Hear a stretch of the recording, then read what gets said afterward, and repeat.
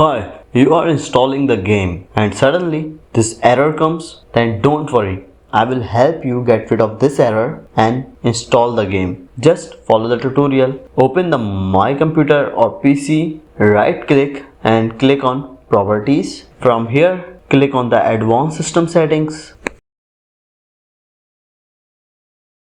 and then go to the Advanced tab, and in the Advanced tab click on the Settings and go to the Advanced section, and from here click on the Change and disable this option,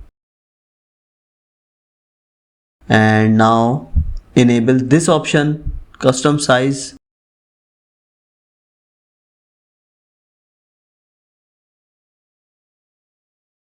and enter these values as I'm showing in both of the boxes from 100 to 35,000, and click on Set and then click on OK, and after it will ask you to restart the system. You just need to restart it, and that's all. After restarting the system, you can easily install your game and finish the installation process. So thank you so much for watching the video.